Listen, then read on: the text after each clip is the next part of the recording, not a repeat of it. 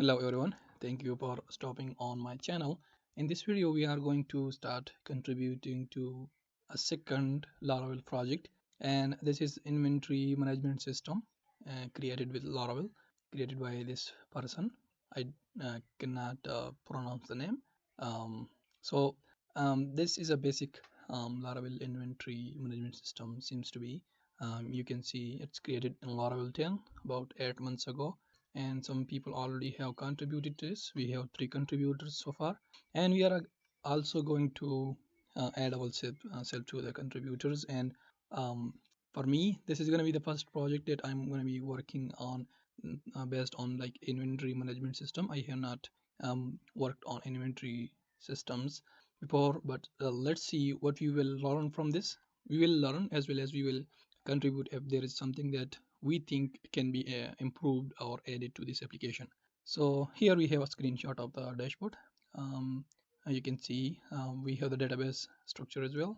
You can see we have users, purchases. This seems to be created with the um, designer designer which we have in the XAMPP, I guess. But this is the database structure we have, and then it has features. You can point of sale, POS, and orders. We can have pending, complete, and pending due orders. We have purchases and product, customers, suppliers, etc. And then it shows how we can clone it, and that's all. So this is gonna be interesting journey. I think we should get into it. So first of all, we need to fork this project, and I already have forked it. You can see it as in my profile now, my GitHub profile. Now we have to clone it, and once we we are done with the changes and we have viewed each and everything, and if there is something we have improved and we have contributed, like we have made changes to it, then we will open the pull request and contribute to this project. So now let's get into it. So I'm gonna clone this repository. This is on my profile, you can see, and here I am. Let's clone this project. Currently I do not have anything in this YT directory. You can zoom it a little bit. So let's clone it. The way we do that is git clone and then the URL, and now we can specify custom directory if we want, but I am fine with the inventory management system as a directory name. So I'm gonna hit enter, and it's gonna clone that repository to my local system. Okay, now let's cd into that, and here we have the Laravel um, basic projects files. So let's execute composer install to install the composer dependencies, and also we can see the documentations installation steps available here in the readme file as well. And as a first idea, maybe we can improve this as well. We can use something like so we can directly copy this. Like if I click on edit and let's edit this, I'm gonna add 3 dashes, and let's preview this. Still the same, 2 dash. Let's mention that this is a bash. Like this, you can see it's looking good, so we can copy it and paste it directly. So let's do this for all of them, for all these commands. I'm gonna hit enter here. For this one, I think we can provide 2 commands for Windows as well as for Unix based systems, but let's carry on for these, because these do not need any changes. And env file, then we have migrate fresh dash dash seed, then we have storage link, and then we have the npm install and npm run dev, then we have the artisan serve command, and then these are the credentials. User can copy this as well. So let's put this as well, and password, and config chart, that is not required to be changed, I think. And then here for this one, in Windows we use the CP, I guess. Yeah, so Windows and in Linux, we in both, I think the CP is gonna work. So like this, and let's preview this.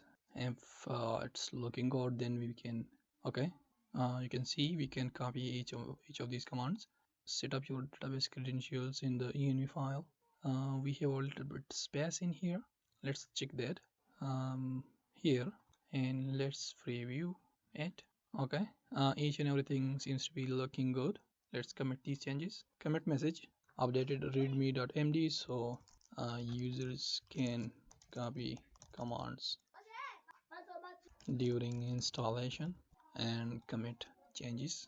And also we have to pull these, so git pull, and you can see we have the changes locally. So I'm gonna copy the composer, copy this command, and then key generate, then migration seed, and I have to make sure server is running. The key has been generated, and after key generate we have migration seed. I started the server already, and after that we have to link the storage. What?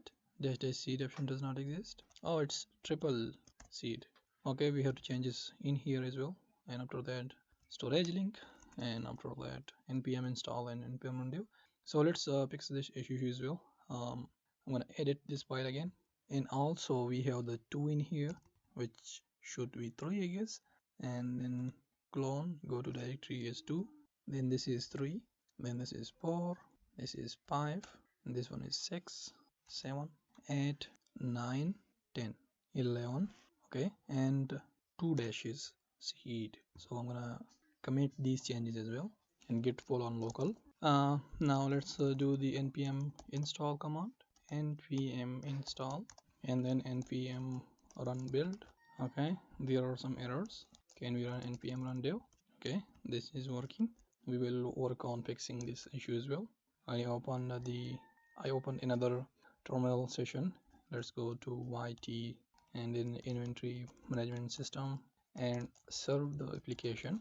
Let's open it up, and you can see the application is up and running. So now since we have made one change in the readme.md file, you can see here, now user, whenever someone wants to install this, they can directly copy the command by just clicking instead of like copying it manually.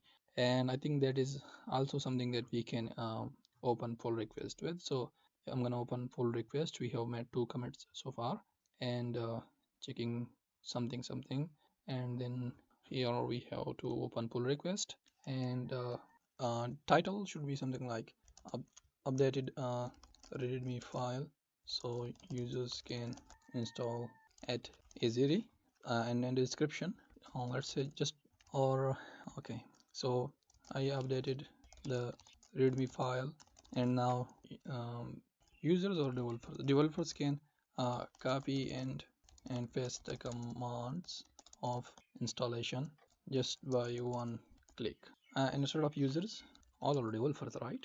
Okay, now let's open pull request, and hopefully this should be accepted.